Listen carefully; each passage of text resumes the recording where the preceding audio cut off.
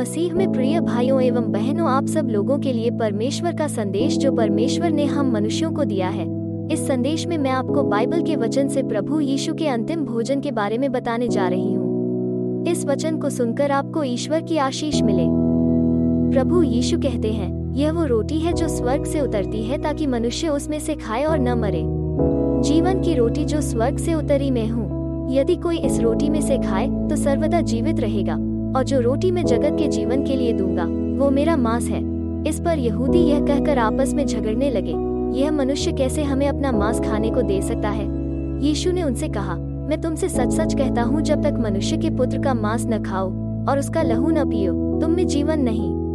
जो मेरा मांस खाता और मेरा लहू पीता है, अनंत जीवन उसी का है, और मैं अंतिम दिन फिर उसे जिला उठाऊंगा। क्योंकि मेरा मांस वास्तव में खाने की वस्तु है और मेरा लहू वास्तव में पीने की वस्तु है। जो मेरा मांस खाता और मेरा लहू पीता है वो मुझ में स्थिर बना रहता है और मैं उसमें। जैसा जीवित पिता ने मुझे भेजा और मैं पिता के कारण जीवित हूँ, वैसा ही वो भी जो मुझे खाएगा मेरे कारण जीवित रहेगा। जो रोटी स्वर्ग से उतरी यही है, पूर्वजों के समान नहीं कि खाया और मर गए। जो कोई यह रोटी खाएगा वो सर्वदा जीवित रहेगा। ये बातें उसने कफरनहूम के एक आराधनालय में उपदेश देते समय कही।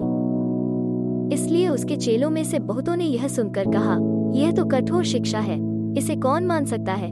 यीशु ने अपने मन में यह जानकर कि मेरे चेले आपस में इस बात पर कुड़कुड़ाते हैं, उनसे पूछा, क्या इस बात से तुम्हें ठोकर लगती है? और यदि तुम मनुष्य के पुत्र को जहाँ वो पहले था वहाँ ऊपर जाते देखोगे तो क्या होगा?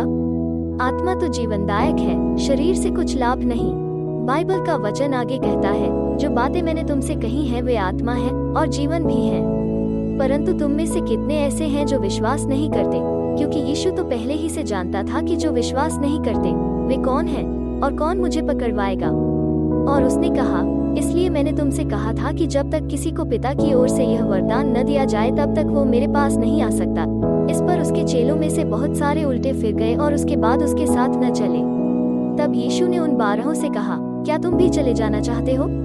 शमौन पतरस ने उसको उत्तर दिया, हे प्रभु, हम किसके पास जाएं?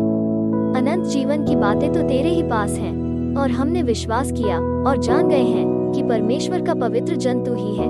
यीशु ने उन्हें उत्तर दिया, क्या मैंने तुम 12 को नहीं चुन लिया? तो भी तुम में से एक व्यक्ति शैतान है। यह उसने शमौन इस्करियोती के पुत्र यहूदा के विषय में कहा, क्योंकि यही जो उन 12 में से था उसे पकड़वाने को था। आमीन। मेरे प्रिय भाइयों एवं बहनों, बाइबल का वचन अगर आपको अच्छा लगा, वीडियो को लाइक करें और इसे ज्यादा से ज्यादा फैलाने में मदद करें, और हाँ, चैनल को सब्सक्राइब जरूर करें।